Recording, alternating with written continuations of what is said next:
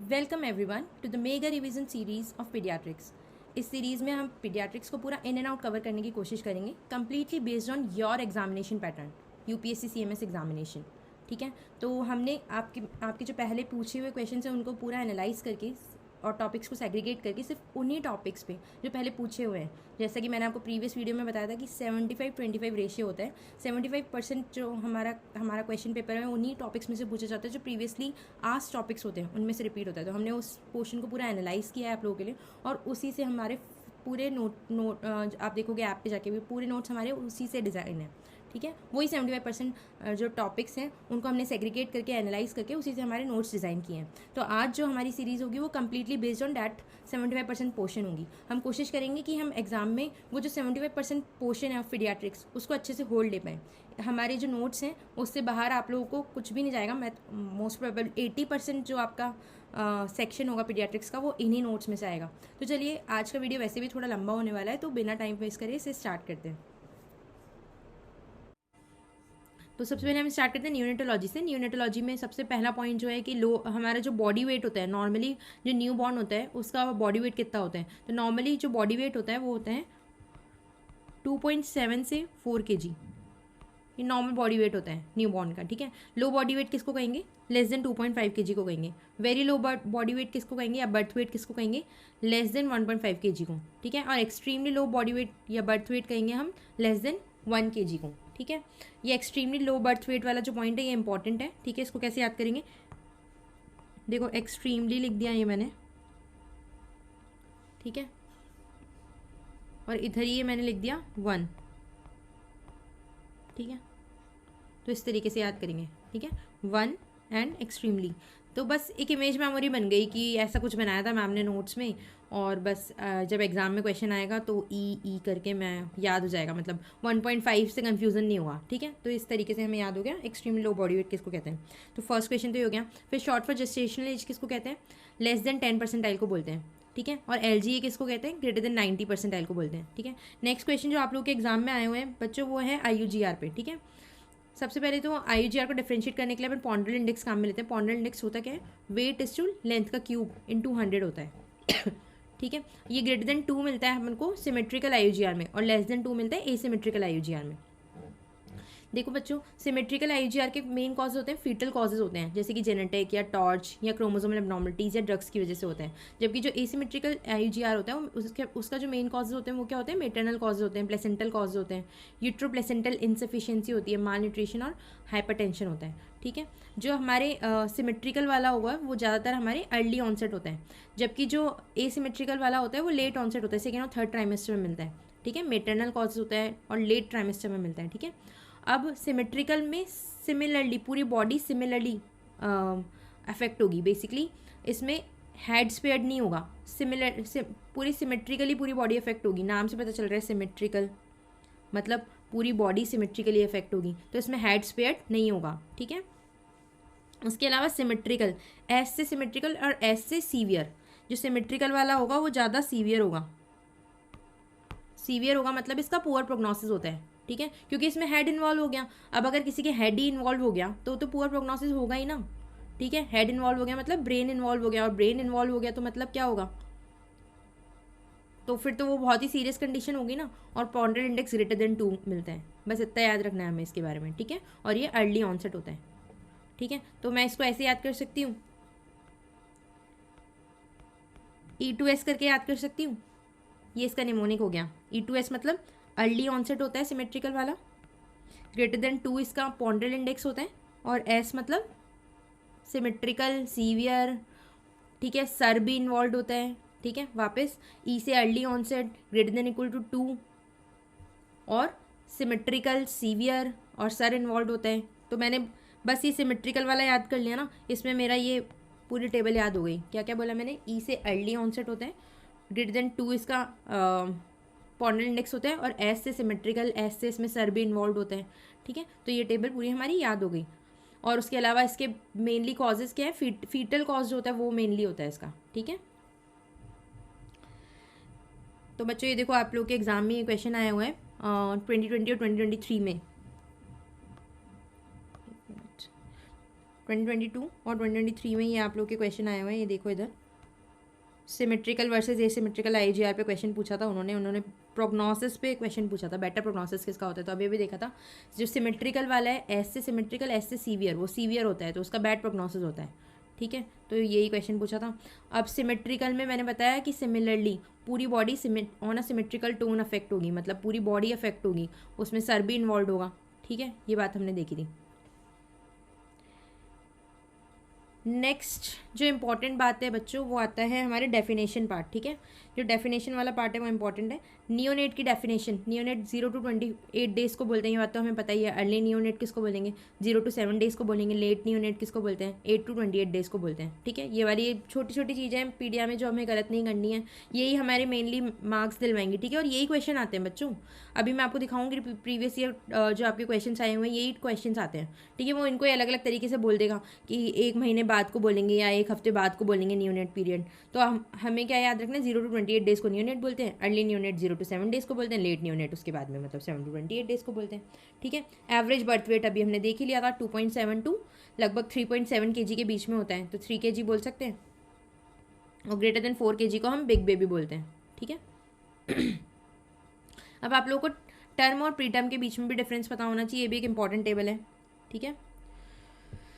तो देखो जो टर्म बेबी होता है ना वो नॉर्मली हमारे फ्लेक्स पोस्चर में होता है, ठीक है, जबकि जो प्री टर्म होता है वो एक्सटेंशन पोस्चर में होता है, ठीक है। जो हमारे टर्म बेबी होता है ना उसकी जो एल्बो होती है ना वो मिड लाइन को क्रॉस नहीं कर सकती, ठीक है। ये देखो जो टर्म बेबी होगा ना उसमें जो एल्बो है वो मिड लाइन को क्रॉस नहीं कर सकती, जबकि प्री टर्म में तो वो उसकी टोन कम होती है। प्री टर्म में क्या होगा, बच्चा जो होगा उसकी टोन कम होगी तो अब वो फ्रेजाइल होगा, ठीक है। तो अब उसका हाथ आराम से कहीं पे भी जा सकता है, ठीक है। इसीलिए वो एक्सटेंशन पोस्चर में पड़ा है क्योंकि वो फ्रेजाइल है, क्लियर है। तो इसमें एल्बो क्रॉस कर जाएगी मिड लाइन में, जबकि इसमें क्या होगा, एल्बो क्रॉस नहीं करेगी मिड लाइन में, ठीक है। अब ब्रेस्ट, बर्ड, जेनेटेलिया सब कुछ हमारे टर्म में डेवलप्ड मिलेगा, ठीक है, जबकि प्री टर्म में हमारे कुछ भी ढंग से डेवलप्ड ही नहीं होगा। तो उसमें जो टर्म है उसमें breast bird greater than 5 mm की मिलेगी, जबकि उधर अपने लेस देन 5 mm की मिलेगी। मेल जेनेटेलिया की बात करें तो उसमें वेल डेवलप्ड मिलेगा टर्म में, स्क्रॉटल रूगे मिलेंगे, टेस्टीज पाल्पेबल होगी, जबकि उधर प्री टर्म में ये सब डेवलप ही नहीं हुआ होगा, क्लियर है। फीमेल जेनेटेलिया की बात करें तो फीमेल जेनेटेलिया में नॉर्मल क्या होता है, लेबिया मेजोरा जो होती है और लेबिया माइनोरा को कवर करनी चाहिए, ठीक है, जो कि हमारे टर्म में मिलेगा। जबकि प्री टर्म में क्या होगा, ऐसा नहीं होगा।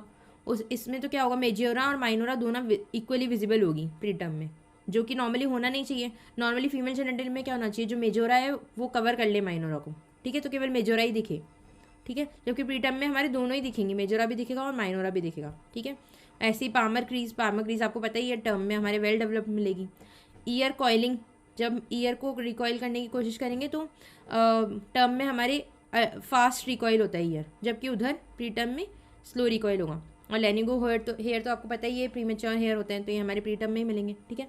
नेक्स्ट जो बच्चों आप लोग के इंपॉर्टेंट है पोस्ट टर्म बेबी, हमने टर्म और प्री टर्म में डिफरेंस देख लिया, अब पोस्ट टर्म भी पता होना चाहिए, ठीक है। तो पोस्ट टर्म में हमें क्या मिलेगा, इसमें सब कुछ हमारे जो गंदी गंदी चीज़ें होती है ना वो मिलेगी, बेसिकली नाखून बड़े हुए मिलेंगे, बॉडी पे पूरे पार्चमेंट स्किन मिलेगी, ठीक है, येलो स्टेनिंग मिलेगी, स्किन पे रिंकल्स मिलेंगे, मतलब जिनको देख के अपन को ऐसा लगता है ना कि छी छी छी, जैसे ओवर ग्रोथ नेल्स, उसके अलावा येलोइश स्टेनिंग मिलेगी, स्किन पे रिंकल्स मिलेंगे, ठीक है, पीलिंग ऑफ स्किन मिलेगी, ठीक है। और अब इसमें लैनिगो हेयर्स मिलेंगे क्या, लैनिगो हेयर्स इधर नहीं मिलेंगे। लैनिगो हेयर्स तो क्या है, हमारे प्रीमेच्योरिटी का साइन होता है लैनिगो हेयर्स, तो वो इधर क्यों मिलेंगे, ये तो पोस्ट टर्म बेबी है, ठीक है। पोस्ट टर्म बेबी किसे कहते हैं, ये भी इंपॉर्टेंट लाइन है, ग्रेटर देन 42 वीक्स वाले बच्चे को हम पोस्ट टर्म बेबी बोलते हैं, ठीक है। तो ये सब चीज़ें छोटी मोटी चीज़ें बच्चों, ये हमें गलत नहीं करनी है, ठीक है।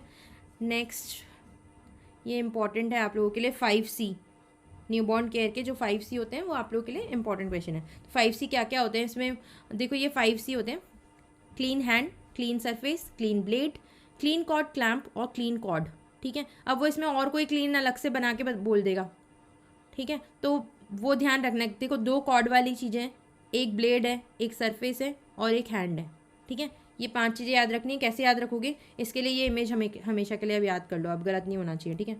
ये इमेज याद कर लो बस हमेशा के लिए।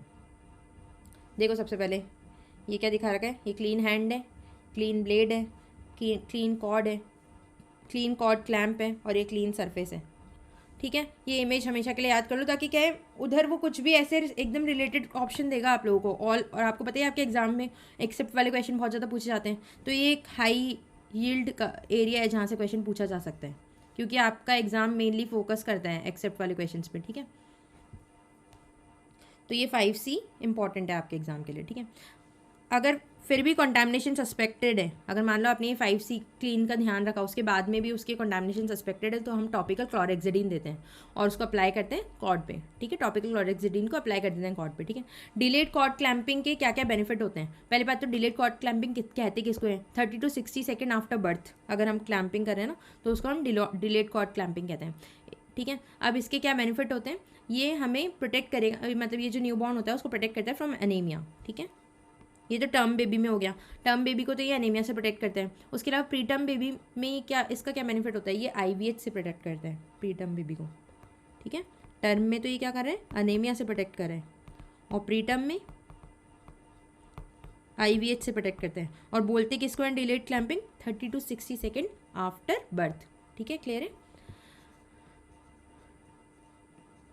अब आते हैं हाइपोथर्मिया को प्रिवेंट करने के लिए क्या करेंगे। तो हमें जो डिलीवरी रूम टेम्परेचर होता है उसका टेम्परेचर रखना होता है 25 डिग्री सेल्सियस।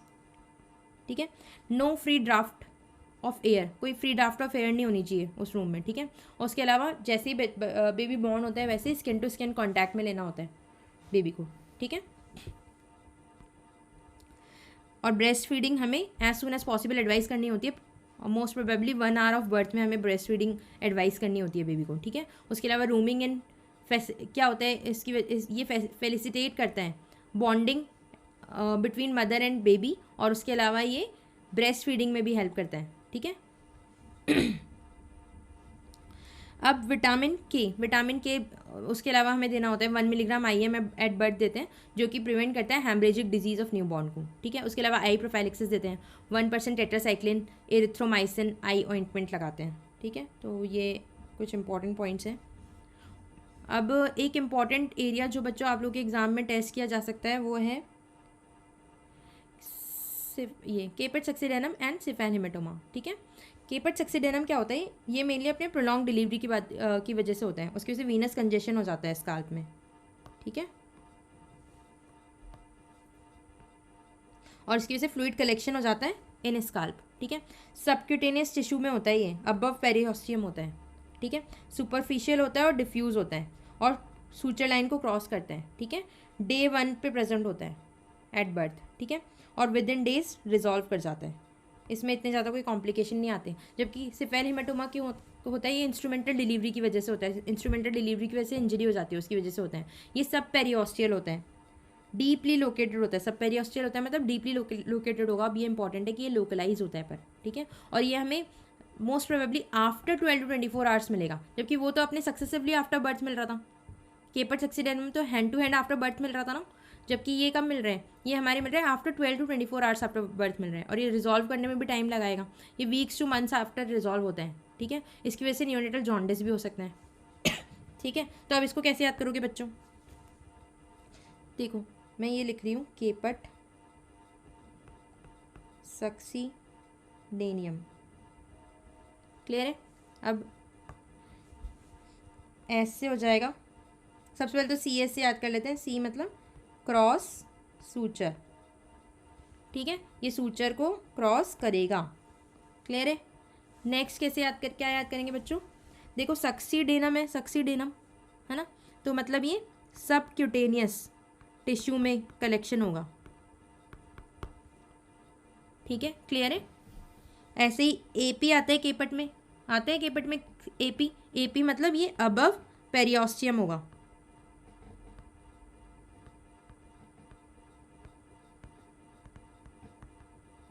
A और P। ठीक है, अब गलत नहीं करना है। अबव पेरिओस्टियम होगा तो ये मतलब सुपरफिशियल हो गया अपने आप ही। ठीक है, क्लियर है? ये सुपरफिशियल हो गया। वैसे भी देखो SU आ रहा है, SU मतलब ये सुपरफिशियल होता है। ठीक है, ऐसे ही इसमें देखो D आ रहा है, सिफेन हेमेटोमा में D आ रहा है क्या? नहीं आ रहा ना, D आ रहा है मतलब ये डिफ्यूज़ होता है, तो सुपरफिशियल होता है और डीप और उसके अलावा डिफ्यूज़ होता है।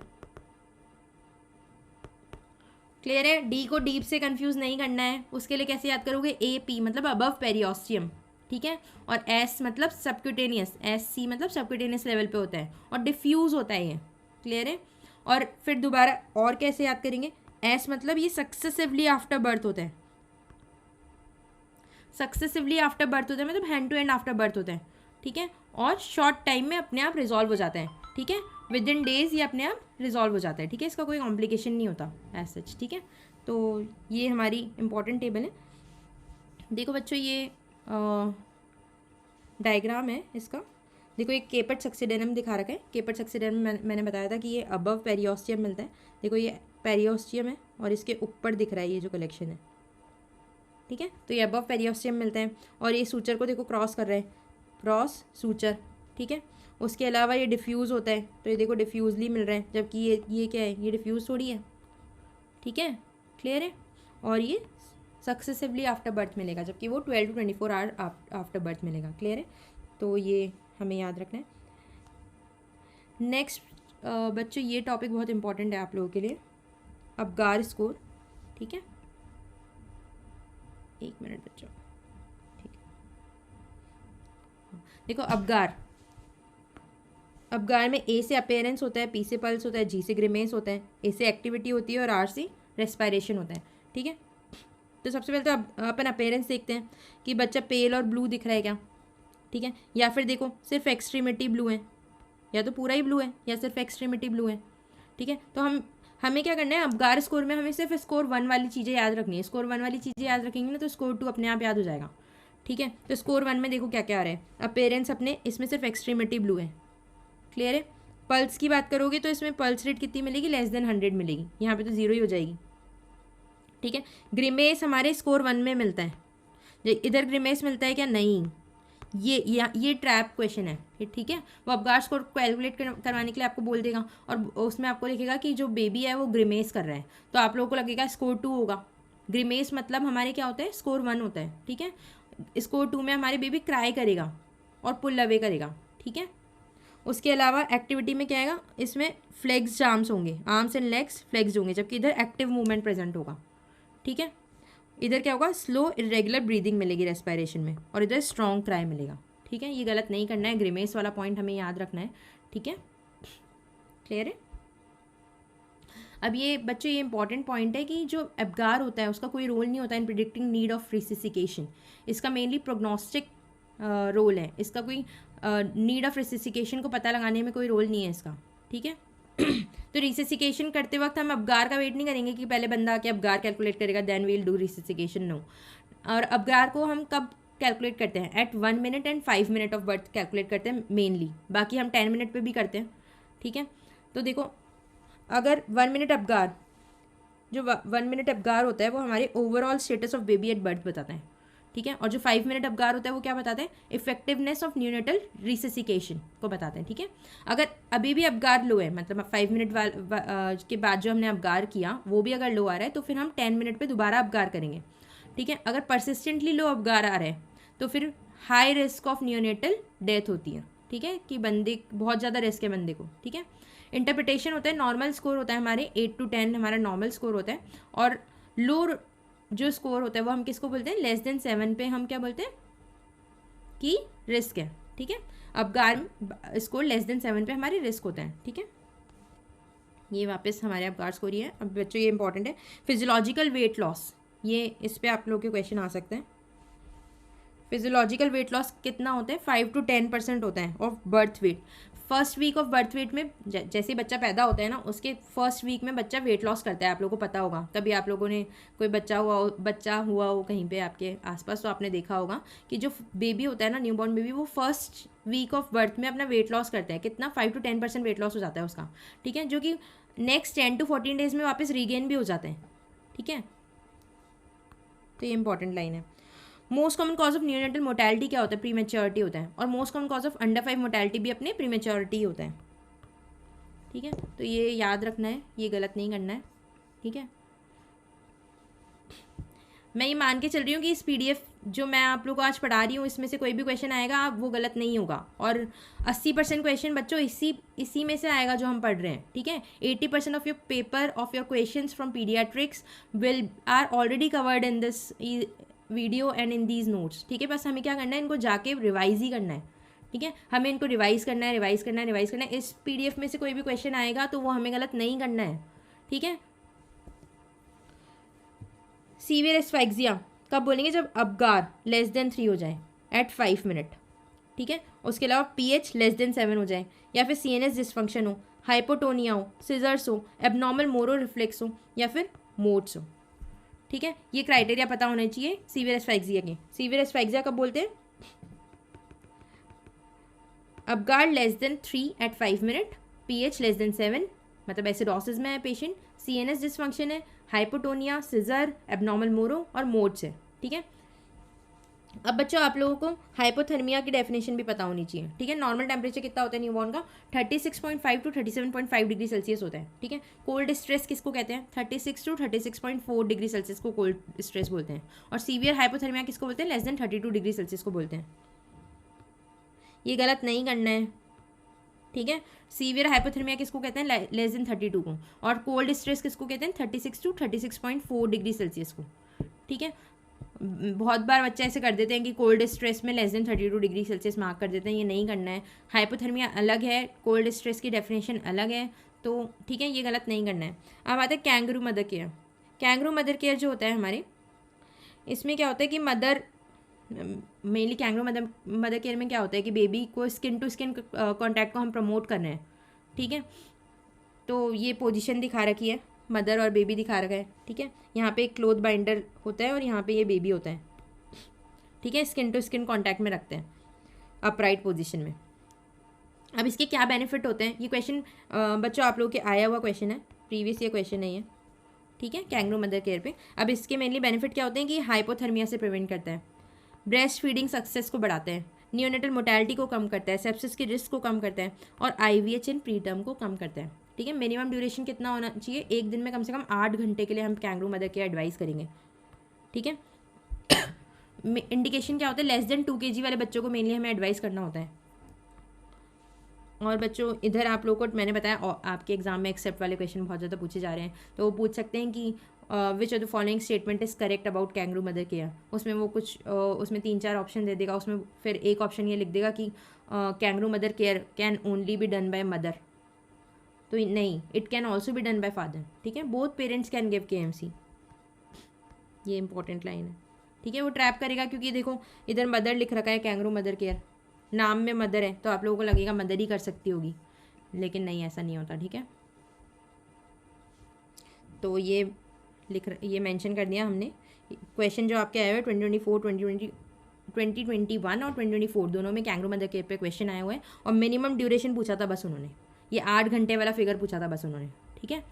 इंडिकेशन ऑफ KMC में मैंने बता दिया, लेस देन 2 kg का जो बच्चा होगा उसमें करते हैं मेनली, ठीक है। और प्रीटर्म बेबी में भी करते हैं, और बेनिफिट्स हमने अभी भी पढ़ी लिए, तो इन्हीं पे क्वेश्चन आया था बच्चों, और इन्हीं पे पूछा जाएगा आगे भी क्वेश्चन, ठीक है।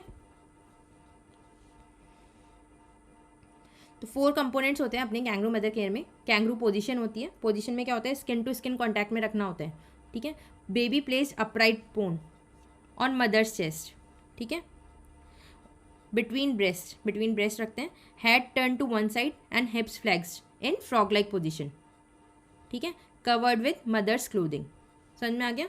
स्किन टू स्किन कॉन्टैक्ट में रखते हैं, बेबी प्लेस अपराइट प्रोन रखते हैं, ऑन मदर्स चेस्ट पे रखते हैं बिटवीन ब्रेस्ट, ठीक है, और फ्रॉग लाइक पोजीशन में रखते हैं, और फिर उसको कवर कर देते हैं विद मदर्स क्लोथिंग, ठीक है। कैंगरू न्यूट्रिशन क्या होता है, एक्सक्लूसिव ब्रेस्ट फीडिंग को कैंगरू न्यूट्रिशन बोलते हैं, ठीक है। Express breast milk via nasogastric tube if baby unable to suck, ठीक है। कैंगरू सपोर्ट भी एक टर्म है, इसमें क्या होता है कि हम काउंसलिंग कर रहे हैं प्लस इमोशनल सपोर्ट कर रहे हैं, दे रहे हैं टू मदर एंड फैमिली, ठीक है, और उनको डेंजर साइंस के बारे में बता रहे हैं।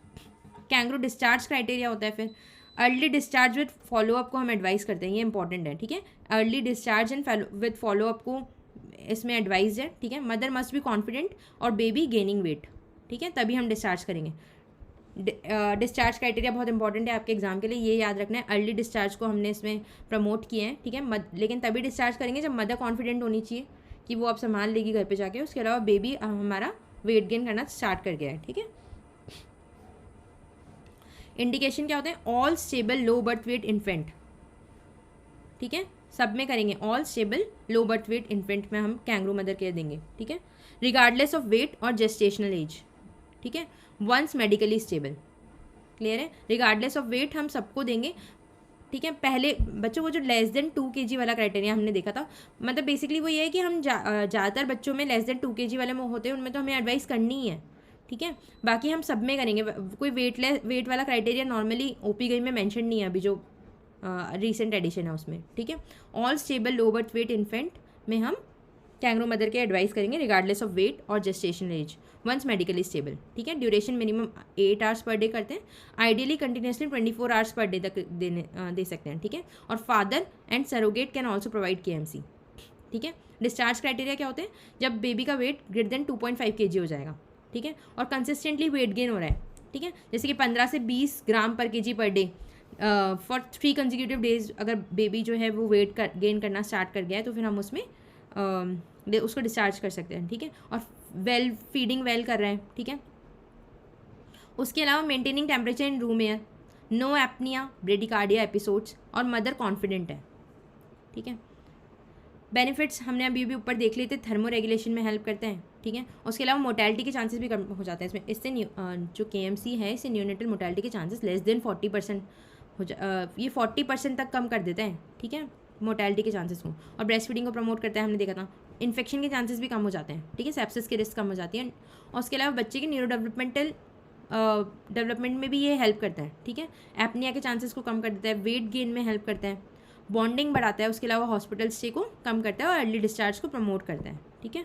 तो ये फ्रीक्वेंटली आस्क्ड टॉपिक है, मैंने आपको बता भी दिया कितनी बार पूछा गया है, कौन कौन से एग्जाम में पूछा गया है, क्या क्वेश्चन पूछा गया है, हमने सब कुछ तो डिस्कस कर लिया इन एंड आउट, ठीक है। फिर भी हम एक बार अलग से क्वेश्चन वाला सेशन अलग से भी लेंगे प्रीवियस ईयर क्वेश्चंस का पीडियाट्रिक्स में, ठीक है। अभी मैं इसलिए नहीं ले रही उसको सेपरेटली क्वेश्चन और आंसर अभी इसलिए नहीं सॉल्व करवा रही क्योंकि फिर सेशन बहुत लंबा हो जाएगा, ठीक है। हमें थोड़ा शॉर्ट सेशन में और पूरी पीडियाट्रिक्स को एक बार जल्दी से कवर करनी है, ठीक है। तो वो वाला पार्ट हम अलग से कर लेंगे।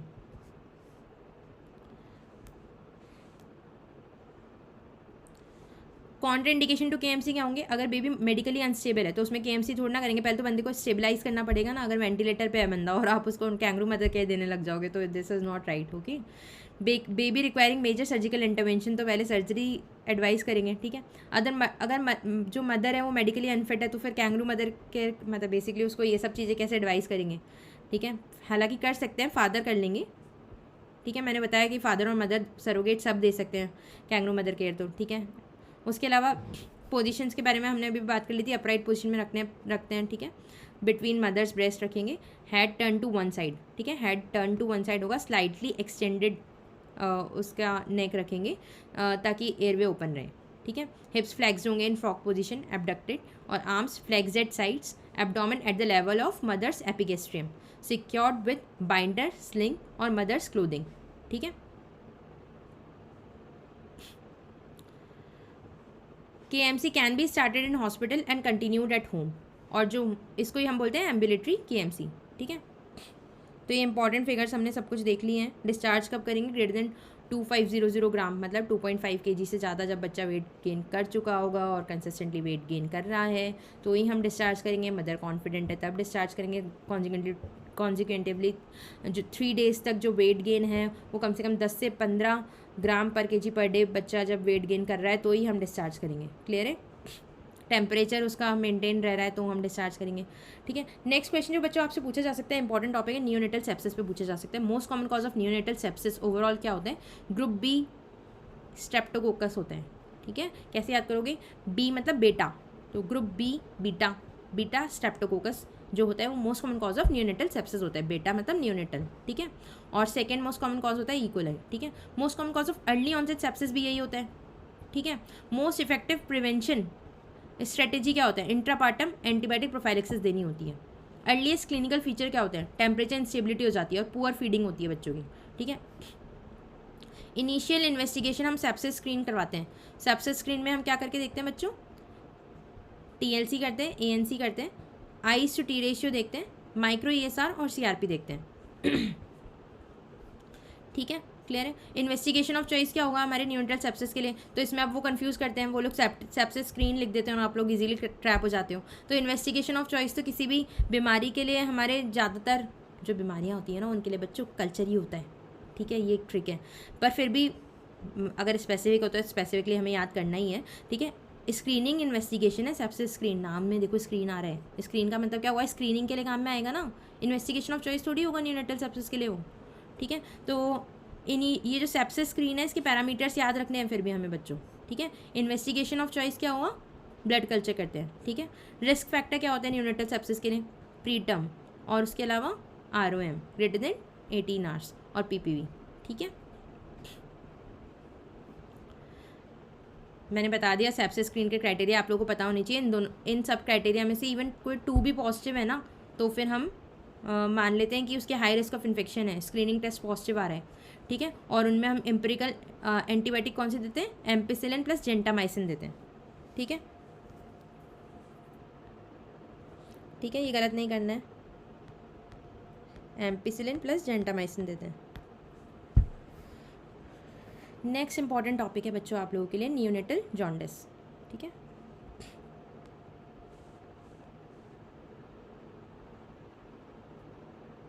ठीक है, ये जो क्रैमर्स जोन वाला क्राइटेरिया है ये आप लोगों को पता होना चाहिए, ठीक है। देखो फेस मतलब 5, ठीक है। F अगर फेस पे किसी के जॉन्डिस दिख रहा है तो मतलब उसके 5 हैं, F 5, ठीक है। चेस्ट पे दिख रहा है या एब्डोमेन पे दिख रहा है तो 10 है, ठीक है। हाथों पे या पैरों पे दिख रहे हैं तो फिर हमारे लगभग 13 याद कर लूँ, और अगर किसी के पाम और सोल पे हैं तो 15 है। वापस से रिवाइज करवा रही हूँ, फेस मतलब F मतलब फेस, F मतलब 5, ठीक है। किसी के चेस्ट पे हैं या एब्डोमेन पे हैं तो 10, ठीक है। किसी के लिम्ब्स पे हैं तो लगभग 13, और किसी के पाम और सोल पे हैं मतलब 15, ठीक है। मैं बना देती हूँ यहाँ पे आपको डायग्राम ताकि आपको हमेशा याद रहेगा। किसी के फेस पे है तो कितना हो गया, मैंने क्या बोला, फेस मतलब 5, क्लियर है। उसके अलावा किसी के चेस्ट पे है या एब्डोमेन पे है तो कितना होगा, 10, ठीक है। किसी के हाथों पे या पैरों पे है तो कितना बताया मैंने, 13, और अगर किसी के पाम और सोल पे है, ठीक है। ये डायग्राम में चला के ऐसे इस तरीके से बना रही हूँ ताकि आपको याद रहे, ठीक है। तो ये जो अगर पाम और सोल पे है तो 15,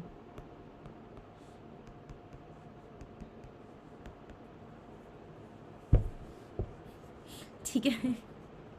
अब पैथोलॉजिकल जॉन्डिस के बारे में बात करें। पैथोलॉजिकल जॉन्डिस जो होता है ना ये ज़्यादातर हमारी लेस देन 24 आवर्स में अपीयर हो जाता है। अगर किसी बेबी के जस्ट आफ्टर बर्थ उसकी जॉन्डिस प्रेजेंट है तो वो पैथोलॉजिकल जॉन्डिस है, ठीक है। वो फिजियोलॉजिकल जॉन्डिस नहीं होता। फिजियोलॉजिकल जॉन्डिस जनरली 1 डे के after birth 1 to 2 days after birth होता है, ठीक है।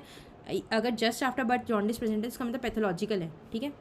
अभी जो पैथोलॉजिकल जॉन्डिस होता है ये परसिस्ट कर सकता है ग्रेटर देन 2 weeks के लिए in term and greater than 3 weeks के लिए परसिस्ट कर सकता है इन प्री टर्म, ठीक है। इसमें जो आप बिलीरूबिन राइज देखोगे ना तो greater than 5 milligram per deciliter per day rise करता है।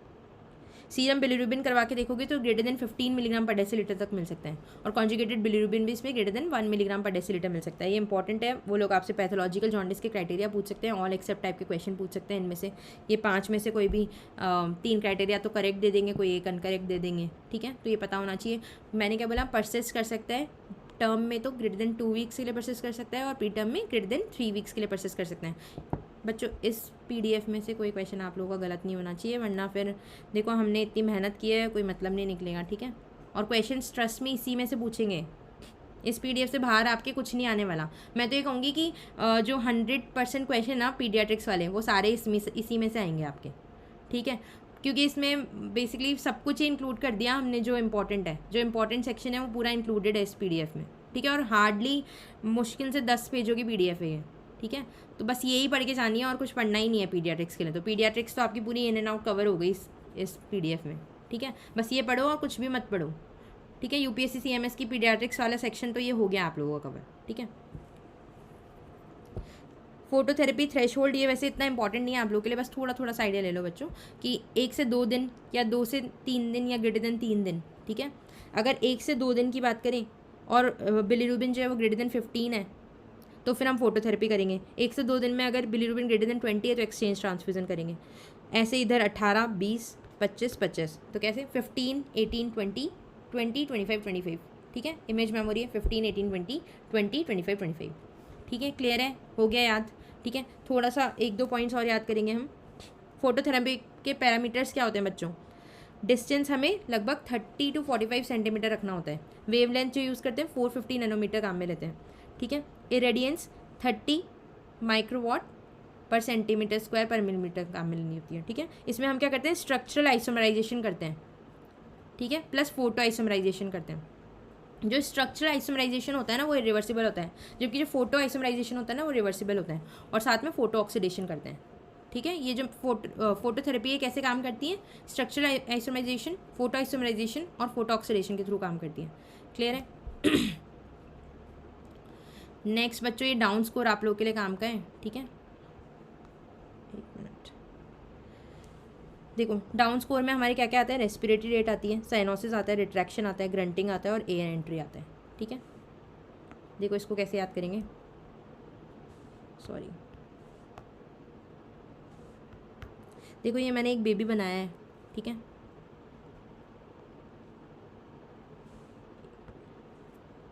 ये मैंने एक बेबी बनाया है, इसकी मैंने आंखें बनाई हैं, ये नाक बनाई है और ये इसका मुंह बनाया है, ठीक है।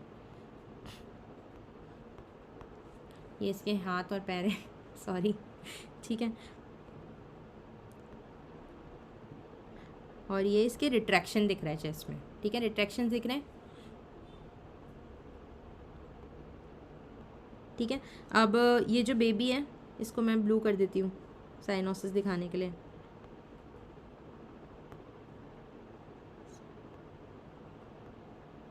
ठीक है। ये इसके साइनोसिस हो रखे हैं,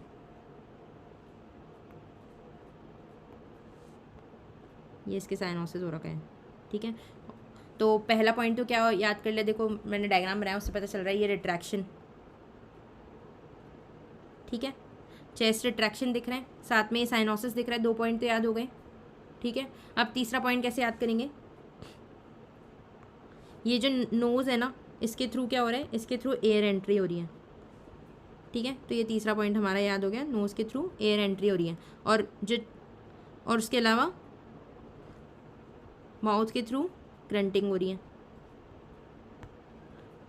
ठीक है। एयर एंट्री और ग्रंटिंग, 2 पॉइंट और याद हो गए, ठीक है। और बस एक 5वां पॉइंट बचता है, वो क्या होता है? रेस्पिरेटरी रेट, ठीक है। अब गलत नहीं करना है आप लोग के एग्जाम में, जहाँ तक है वो डाउन स्कोर कैलकुलेट करने के लिए नहीं बोलेगा आपको, बस पैरामीटर्स पूछ सकते हैं। All of the following are parameters of Downes score except, ठीक है। तो अब गलत नहीं करना है, जो मैंने जो डायग्राम बनाया वो आप लोगों को याद आ जाना चाहिए उस समय, बस इतना ध्यान रखना है, ठीक है। डायग्राम क्या बनाया अपन ने बच्चों?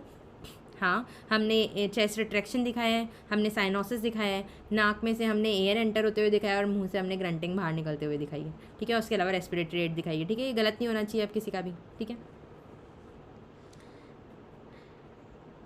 अब ये जो एरिया है HMD ट्रीटमेंट वाला, इंश्योर अप्रोच होती है, लीसा मेस्ट अप्रोच होती है, प्रोफाइलेक्टिक सर्फेक्टेंट कब देते हैं? जैसे less than 27 week of gestational age जो होता है, अगर less than 27 week gestational age का बच्चा हमारे पास पैदा होता है तो हम उसमें प्रोफाइलेक्टिक सर्फेक्टेंट दे सकते हैं, ठीक है। और उसके अलावा नाइल ब्लू सर्फेक्टेंट टेस्ट करते हैं अपन फीटल लंग मेच्योरिटी को देखने के लिए, ठीक है। तो ये कुछ इंपॉर्टेंट पॉइंट्स हैं। ऑरेंज सेल्स जो होती है ना वो मैच्योर सेल्स को डिनोट करती हैं, ठीक है। ये इंपॉर्टेंट है, बस नाम पता होना चाहिए, जैसे इंश्योर की फुल फॉर्म पता होनी चाहिए आप लोगों को, ठीक है। प्रोफाइलेक्टिक सर्फेक्टेंट कब देते हैं ये आपको पता होना चाहिए। लीसा की फुल फॉर्म आप लोगों को पता होनी चाहिए, ठीक है। उसके अलावा नाइल ब्लू सर्फेक्टेंट टेस्ट के बारे में पता होना चाहिए कि ये लंग की मैच्योरिटी को देखने के लिए काम में आता है, ठीक है। ऑरेंज सेल्स जो होती हैं वो मैच्योरिटी को डिनोट करती हैं, ठीक है। नेक्स्ट इंपॉर्टेंट टॉपिक बच्चों, वेरी इंपॉर्टेंट टॉपिक मैं बोलूँगी, इसे 7 बार पूछा हुआ है आप लोगों के एग्ज़ाम में, 17, 20, 21, 22, 23, 24 सारे एग्जाम्स में आए हुए हैं इस पे क्वेश्चन, ठीक है। तो ये वाला एरिया तो हमें मिस करना ही नहीं है, ठीक है। ये वाला एरिया तो हम छोड़ ही नहीं सकते। सबसे पहले तो फॉर्मूला, ठीक है। फॉर्मूला क्या होता है? 2 to 12 ईयर्स में weight in kg equals to age into 2 + 8 होता है, क्लियर है।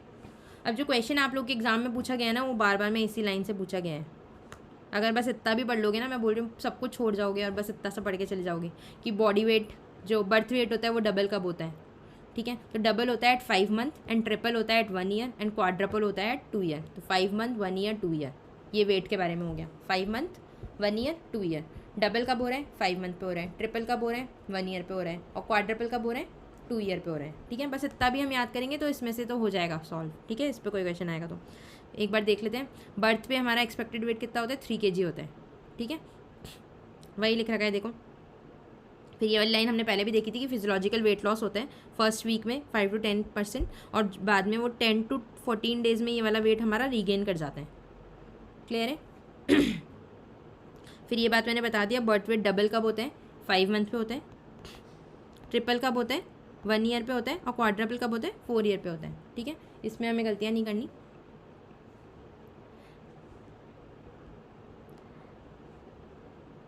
नेक्स्ट बच्चों हमारे इंपॉर्टेंट टॉपिक है हाइट, ठीक है। हाइट का फॉर्मूला होता है एज इंटू 6 + 77, ठीक है। अब ये इसमें भी यही क्वेश्चन पूछा हुआ है ज़्यादातर कि बर्थ लेंथ जो होती है वो डबल कब होती है, एट 4 ईयर होती है।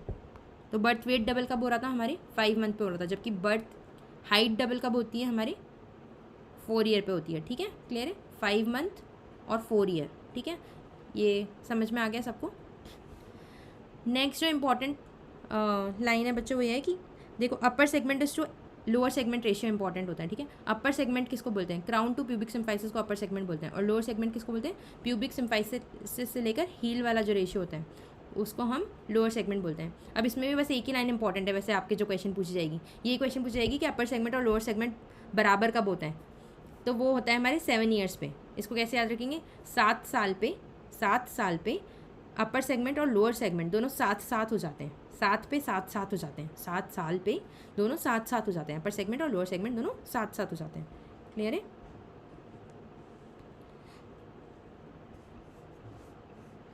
तो बच्चों वही चीज़ दे रखी है इधर कि बर्थ में हमारे अपर सेगमेंट इस टू लोअर सेगमेंट रेशियो जो होता है वो 1.7:1 होता है, ठीक है। और 7 ईयर पे ये बराबर हो जाता है। और ग्रेटर देन 10 ईयर्स पे क्या होता है, 0.9:1 हो जाते हैं। इनिशियली हमारे हेड वाला जो पोर्शन होता है, हेड सर्कमफेरेंस हमारे ज़्यादा होता है बर्थ पे, ठीक है। वो धीरे धीरे करके और फिर जैसे जैसे एज बढ़ती जाती है वैसे वैसे हमारे जो एब्डोमिनल सर्कमफेरेंस है वो हेड सर्कमफेरेंस से ज़्यादा हो जाता है, ठीक है। ये बात हमें वैसे भी पता ही है, पर हमें ये वाला पॉइंट इसमें याद रखना है कि 7 साल पे अपर सेगमेंट और लोअर सेगमेंट दोनों बराबर हो जाते हैं, ठीक है। अब मान लो किसी के upper segment greater than lower segment ratio रह रहा है, बाद में भी उसके upper segment ratio lower segment ratio से ज़्यादा है, तो ऐसी कौन कौन सी डिजीज़ हो सकती हैं। ये मिलता है हमारे एकोंड्रोप्लेजिया, रिकेट्स और हाइपोथायराइडिज्म में, ठीक है।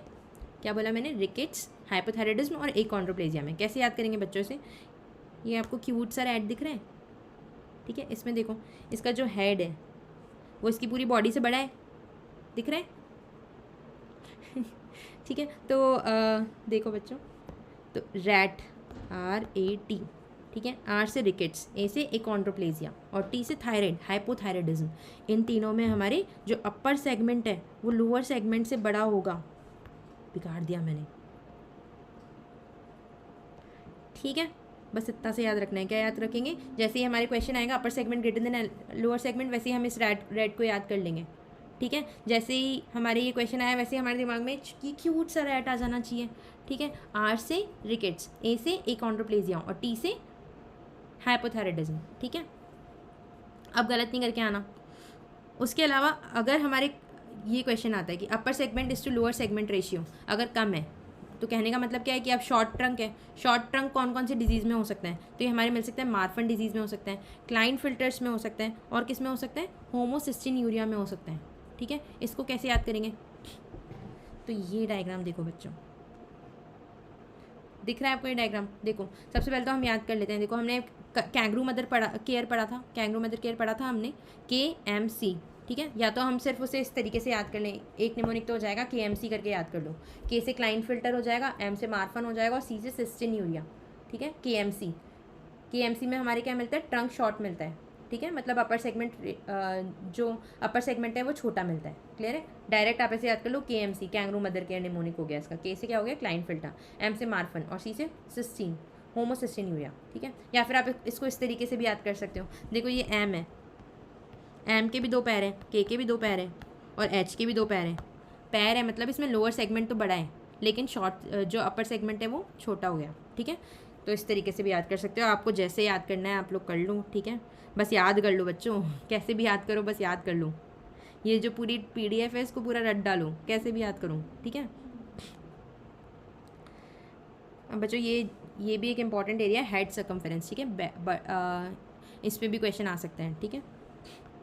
तो इसको कैसे याद करोगे, देखो आपको बस 3 ही वैल्यूज़ याद रखनी है, 35, 45 और 55, ठीक है। बर्थ पे अपना हेड सर्कम्फेरेंस कितना होता है, 35 सेंटीमीटर होता है। 1 ईयर पे कितना होता है, 45 सेंटीमीटर होता है, ठीक है। और एडल्ट में कितना होता है, 55 सेंटीमीटर होता है। क्या बोला मैंने, 35, 45 और 55। बर्थ पे कितना है, 35। 1 ईयर पे कितना है, 45। और एडल्ट में कितना है, 55। वही चीज़ लिख रखी है, देखो इधर बच्चों, बर्थ पे कितना है, 35। 1 ईयर पे कितना है, 45। और एडल्ट में कितना है, 55, ठीक है। अब बात करें हम चेस्ट सर्कम्फेरेंस की, ठीक है। ये बात मैंने बता दी आप लोगों को। हमने पहले जो बात की थी, हमने पहले क्या बात की थी, अपर लिम टू लोअर लिम रेशियो बराबर कब होता है, 7 ईयर्स पे होता है, ये बात की थी हमने। अब हम बात करें चेस्ट सर्कम्फेरेंस और हेड सर्कम्फेरेंस। हेड सर्कम्फेरेंस और चेस्ट सर्कम्फेरेंस बराबर कब होता है, तो ये लाइन भी आप लोग के लिए इंपॉर्टेंट है। 11 ईयर्स पे जो हेड सर्कम्फेरेंस है और चेस्ट सर्कम्फेरेंस है वो दोनों बराबर हो जाते हैं, ठीक है। अब बच्चों इस पे भी क्वेश्चन आए हुए हैं आप लोगों के पेरेंटल हाइट पे, कि बॉयज़ की जो मिड पेरेंटल हाइट है वो कैसे कैलकुलेट करेंगे, ठीक है। तो बॉयज़ में मिड पेरेंटल हाइट कैसे कैलकुलेट करते हैं, father height plus mother height plus 13 divided by 2। जबकि गर्ल्स में कैसे करते हैं, father height plus mother height minus 13 divided by 2, ठीक है। इस पर क्वेश्चन आए हुए हैं, ये इंपॉर्टेंट है। जब आप लोग प्रीवियस ईयर क्वेश्चन सॉल्व करोगे तो आपको पता चलेगा, ठीक है। बस ये 2 चीज़ें इंपॉर्टेंट है कि बॉयज़ की हाइट कितनी होती है और गर्ल्स की पेरेंटल हाइट कितनी होती है, ठीक है। हाइट वेलोसिटी की बात करें तो इन्फेंसी में 25 सेंटीमीटर पर ईयर होती है, टॉडलर में 12 सेंटीमीटर पर ईयर होती है, चाइल्डहुड में 6 सेंटीमीटर पर ईयर होती है, और प्यूबर्टी पीक में 8 to 12 सेंटीमीटर पर ईयर होती है, ठीक है। टॉडलर मतलब 12, प्यूबर्टी टी मतलब 10, तो 10 सेंटीमीटर पर ईयर होती है लगभग।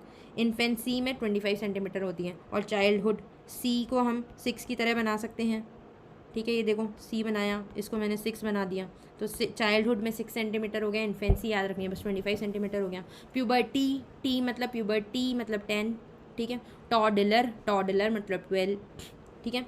एबनॉर्मल वेलोसिटी बोलते हैं अगर less then 4 centimetre per year रह जाए तो, ठीक है। प्यूबर्टी का फर्स्ट साइन क्या होता है बच्चों, तो फीमेल्स में प्यूबर्टी का फर्स्ट साइन होता है, दोनों देखो जो प्यूबर्टी के फर्स्ट साइन है ना वो दोनों हमारे टी से चालू होते हैं, बस याद रखना है। टी मतलब फीमेल्स में तो थिलार्चे हो गया, और मेल में टेस्टिकुलर एनलार्जमेंट हो गया, ठीक है। ये गलत नहीं करना है, क्या बोला मैंने, फीमेल्स में थिलार्चे हो गया और मेल्स में टेस्टिकुलर एनलार्जमेंट हो गया। टेस्टिकुलर एनलार्जमेंट कितना, ग्रेटर देन 4 ml होना चाहिए, ये फर्स्ट साइन होता है, ठीक है।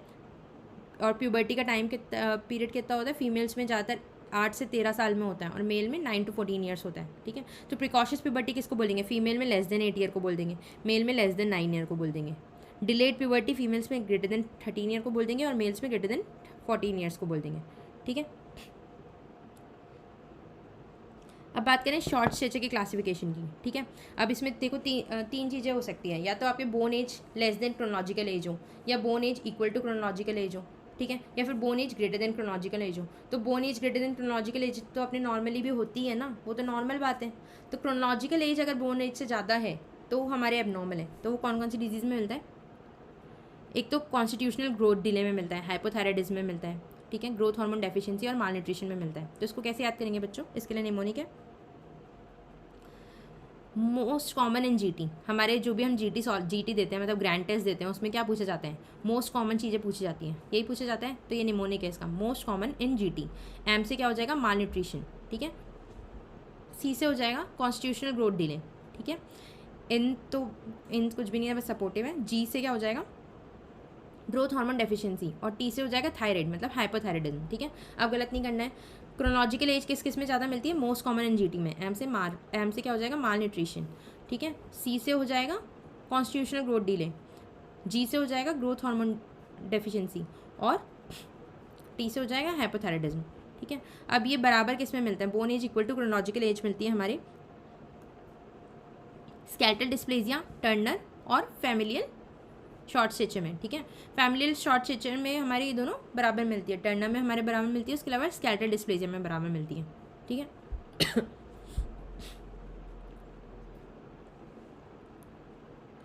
अब एक ये भी पॉइंट इंपॉर्टेंट, जो भी हमारे, देखो मेरी बात सुनो, फैमिलियल और कॉन्स्टिट्यूशनल वाली जो शॉर्ट स्ट्रेचर होती है, फैमिलियल शॉर्ट स्ट्रेचर और कॉन्स्टिट्यूशनल शॉर्ट स्ट्रेचर जो होती है ना, उन दोनों में हमारी ग्रोथ वेलोसिटी नॉर्मल होती है। वेलोसिटी नॉर्मल है उन दोनों में, किस में, फैमिलियल और कॉन्स्टिट्यूशनल वाले में। ठीक है, तो मैंने बस 2 ही निमोनिक यहाँ पे याद करवाया आपको। एक तो constitutional age greater than bone age वाले, वो लाइन इंपॉर्टेंट होगी। दूसरा ग्रोथ वेलोसिटी कहाँ पे नॉर्मल है, फैमिलियल और कॉन्स्टिट्यूशनल में। ठीक है, ये गलत नहीं करके आना है बच्चों, इसी में से क्वेश्चन पूछे जाएंगे। ठीक है, आप लोग के जो क्वेश्चंस हैं वो इसी पीडीएफ में से आएंगे, बस इसी को पढ़ के जाओ। मैं बोल रही हूँ मल्टीपल सोर्सेज को पढ़ने की बजाय कभी इधर भाग रहे हैं कभी उधर भाग रहे हैं, इसी को अच्छे से कर लो, ये बहुत है, मोर देन इनफ है, हो जाएगा सिलेक्शन, इधर उधर नहीं भागना है। ठीक है, हम इसी तरीके से सारे सब्जेक्ट्स की जो मेगा रिवीजन क्लासेस लेके और सारे सब्जेक्ट्स इसी तरीके से कवर कर लेंगे। आप लोग को क्या करना है, बस उसी को जाके बार बार रिवाइज़ करना है। वो जो एरिया है ना वो उससे बाहर नहीं जाएगा। Basically 80% of your exam area जो है ना, वो जो हम पढ़ा रहे हैं उससे बाहर नहीं जाएगा बच्चों, क्योंकि हम लोग पूरा एनालाइज करके ही तो बना रहे हैं आपके लिए जो नोट्स बना रहे हैं। ठीक है, आपको बस ये रिवाइज़ करना है, बस इनको रिवाइज़ करो और जाके क्वेश्चन सॉल्व करो। ठीक है,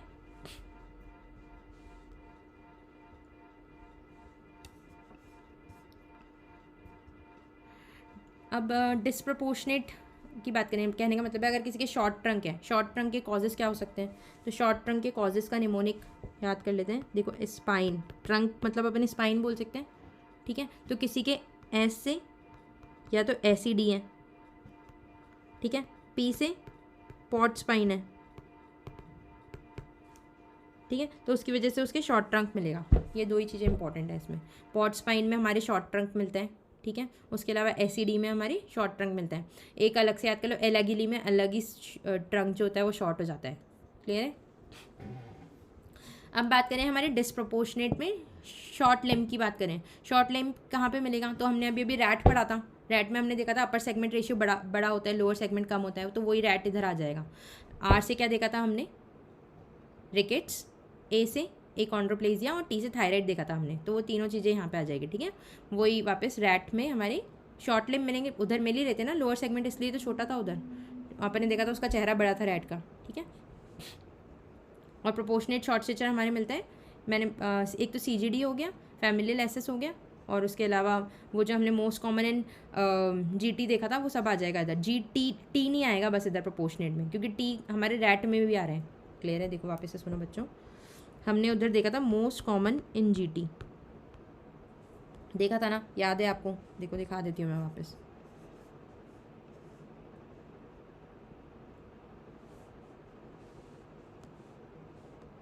ये रहा, ये हमने देखा था मोस्ट कॉमन इन GT। ठीक है, जिसमें हमने chronological age greater than bone age होती है, ये देखा था हमने।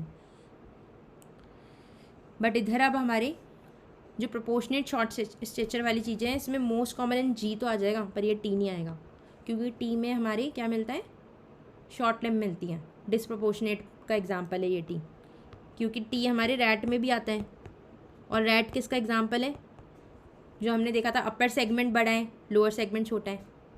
ठीक है, हमने देखा था रैट का चेहरा बड़ा है और उसके पैर छोटे हैं, तो शॉर्ट लिम्ब होते हैं उसके। ठीक है, तो कंफ्यूज नहीं होना है बच्चों। ठीक है, नेक्स्ट टॉपिक जो आप लोगों के लिए इंपॉर्टेंट है वो है मिड अपर आर्म सर्कमफेरेंस। ठीक है, इसको मेज़र करने के लिए अपन शाकिर शेप काम में लेते हैं। इसमें हमारे क्या होता है, ये एज इंडिपेंडेंट इंडेक्स होता है, ये इंपॉर्टेंट लाइन है, ये पूछा जा सकता है कि एज वाइज हम कैलकुलेट करते हैं क्या, नहीं, ये एज इंडिपेंडेंट होता है और जनरली आफ्टर 6 मंथ करते हैं इसे। ठीक है, मिडवे बिटवीन एक्रोमियन से लेकर और ओलेक्रनन तक मेज़र करते हैं। ठीक है, मिडवे बिटवीन एक्रोमियन एंड ओलेक्रनन के बीच, पहले तो हम एक्रोमियन से ओलेक्रनन के बीच का पॉइंट ले लेते हैं। ठीक है, और फिर उस पॉइंट पे हम सर्कमफेरेंस मेज़र कर लेते हैं। ठीक है, और जो सर्कमफेरेंस है ना, अगर वो लेस देन 11.5 सेंटीमीटर होती है तो सीवियर एक्यूट मालन्यूट्रिशन होता है। 11.5 to 12.5 सेंटीमीटर होती है तो मॉडरेट एक्यूट मालन्यूट्रिशन होता है, और ग्रेटर देन 12.5 सेंटीमीटर में हमारे नॉर्मल मालन्यूट्रिशन होता है, मतलब नॉर्मल होता है बंदा, मालन्यूट्रिशन नहीं होता। ठीक है, अब लेस देन 11.5 सेंटीमीटर में कलर कोडिंग इसलिए हमने रेड दे दी क्योंकि वो सीवियर है। ठीक है, ऐसे ही हमने मॉडरेट वाले में येलो दे दी और नॉर्मल ग्रीन होता है। ठीक है,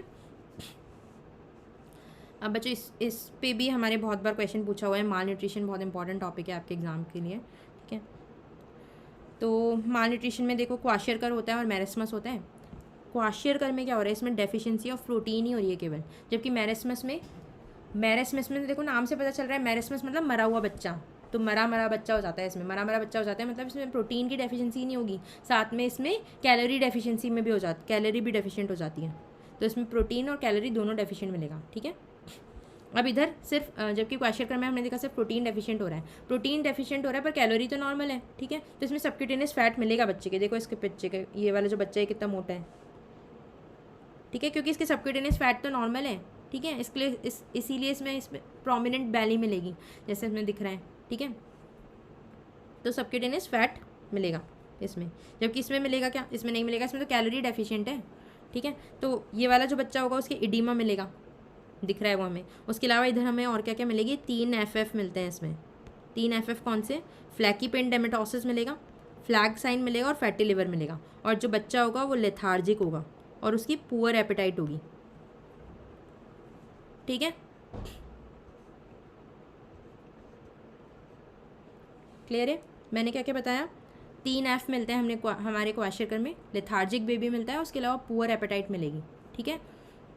कैलोरी डेफिशिएंट तो है ही नहीं ना इसमें बच्चे के, तो अब बेसिकली कैलोरी डेफिशिएंट नहीं है तो उसे और कैलोरी की रिक्वायरमेंट नहीं है, तो अब उससे ज़्यादा भूख लगेगी नहीं, जबकि उधर हमारी कैलोरी डेफिशिएंट होती है मैरस्मस में, तो उधर वोरेशियस फीडर होगा बच्चा। क्लियर है, तो बस इतना ही याद रखना है अपन को इधर,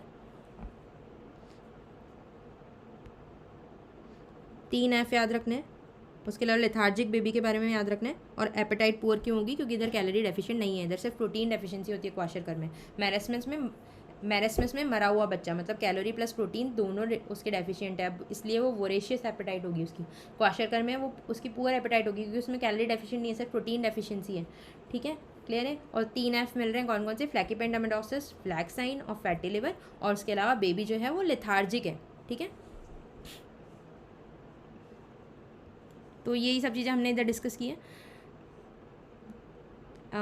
बच्चों आज अभी के लिए इस सेशन के लिए इतना काफ़ी है, जो बाकी बचा हुआ सेशन है वो मैं दोबारा नेक्स्ट वीडियो में पोस्ट कर दूँगी, और तब तक के लिए आप लोग यही इतना रिवाइज़ करो, ठीक है। वीडियो काफ़ी लंबा होता जा रहा है और मुझे थोड़ा सा काम भी है अर्जेंट, तो आप इस जो मैंने जितना पढ़ा दिया उसको पूरा एकदम रिवाइज़ करो, और बाकी का सेशन आप लोगों को देखो मैं कब तक अवेलेबल करवा पाती हूँ, आज ही मैं कोशिश करूँगी उस सेशन को रिकॉर्ड करके डालने का, तो आप वो सेशन पूरा कंप्लीट करके पीडियाट्रिक्स को आज ही पूरा कंप्लीट कर लो, है ना। ये वाला पूरा वीडियो कंप्लीट हो जाएगा तो आपका पीडियाट्रिक्स वाला सेशन पूरा आज ही निपट जाएगा, तो वो कंप्लीट करके और आज ही जाके क्वेश्चन सॉल्व करो। मैं तो हाईली रिकमेंड करूँगी कि medimantra.in से आप लोग क्वेश्चन सॉल्व करो, क्योंकि वहाँ पे हमने एकदम अच्छे से सेग्रीगेट करके आप लोगों के लिए मटेरियल कंटेंट तैयार किया है, ठीक है। इवन क्यू बैंक भी एकदम सिलेक्टेड बनाया है, पूरा प्रॉपरली डिज़ाइन क्वेश्चन है उसमें, और प्रॉपरली जो पैटर्न है उसके अकॉर्डिंग ही क्वेश्चन बनाए हैं। आपको हेल्पफुल लग रहे हैं तो फिर कमेंट करो, शेयर करो और सब्सक्राइब करो चैनल को, और कमेंट करके बताओ मुझे कि मैं आगे क्या टॉपिक्स ला सकती हूँ, क्या फर्दर हम कौन सा सब्जेक्ट नेक्स्ट लें, ये मुझे कमेंट करके बताओ ताकि मुझे भी तो पता चले कि कितने लोग फॉलो कर रहे हैं, ठीक है। और उसके अलावा पढ़ते रहो और कंसिस्टेंट तो रहना ही है, देखो कंसिस्टेंसी इज़ द की, ठीक है। हार्ड वर्क तो सब करते हैं, ठीक है, हमें एक तो स्मार्ट वर्क करना है, उसके अलावा हमें कंसिस्टेंट रहना है, ठीक है, बीच बीच में छोड़ के नहीं भागना है, ठीक है। तो पढ़ते रहो, और मैं ये एक्सपेक्ट कर रही हूँ कि जब आप लोग एग्ज़ाम दे के आएंगे उसके बाद में मुझे मैसेज करके बोलेंगे मैम आपका वो वाला जो नोट्स वाला सेक्शन था उसमें से ये क्वेश्चन आया, मैम आपकी उस क्लास में से ये क्वेश्चन आया, मैम आपने मुझे निमोनिक बताया था वो क्वेश्चन आया, तो बस यही जीत है हमारी, ठीक है। तो पढ़ते रहो, मिलते हैं फिर नेक्स्ट वीडियो में, टिल देन बाय।